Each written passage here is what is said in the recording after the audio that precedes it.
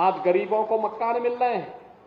याद करिए, देश के अंदर 4 करोड़ गरीबों को मकान मिल गए, 12 करोड़ गरीबों के घर में शौचालय बन गए।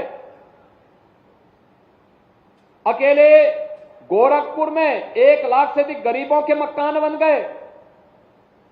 प्रदेश में 56 लाख गरीबों के मकान बन गए।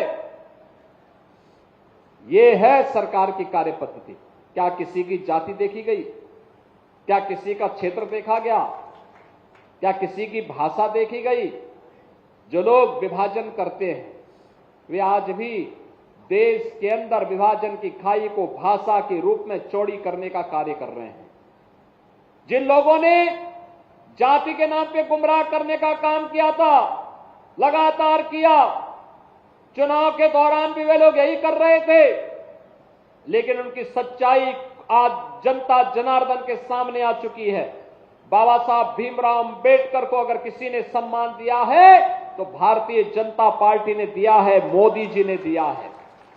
याद करिए, जिस तिथि पर बाबा साहब भीमराव अंबेडकर ने भारत के संविधान का ड्राफ्ट संविधान सभा को सौंपा था, 26 नवंबर 1949 की उस तिथि को, तो 26 नवंबर की तिथि को संविधान दिवस के रूप में मनाया जाएगा पूरे देश में। यह प्रधानमंत्री जी ने 2015 से आज से 10 वर्ष पहले प्रारंभ कर दिया था। बाबा साहब भीमराव अंबेडकर के नाम पे पंचतीर्थ बन सके। देश की नई संसद में संविधान की मूल प्रति को अपने सिर में रख करके ससम्मान स्थापित करने का काम ये प्रधानमंत्री मोदी जी ने किया। लेकिन अंबेडकर जी का अपमान उन लोगों ने किया जिन्होंने देश पर इमरजेंसी थोपी थी, जिन्होंने बाबा साहब भीमराव अंबेडकर के न चाहते हुए भी भारत के संविधान में धारा 370 स्वतंत्र भारत में जबरदस्ती लागू किया था, जबरदस्ती थोपने का काम किया था।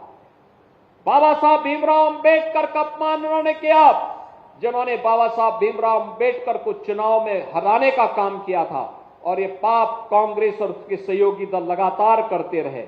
चुनाव में गुमराह करने के बाद जब जनता जनार्दन को वास्तविकता की पता लगी तो उन्होंने हरियाणा में, महाराष्ट्र में, दिल्ली में और हाल ही में उत्तर प्रदेश में हुए 10 उपचुनाव में इंडी गठबंधन को करारी मात देकर के एक तमाचा मारा है कि गुमराह बहुत दिनों तक नहीं कर सकते हो।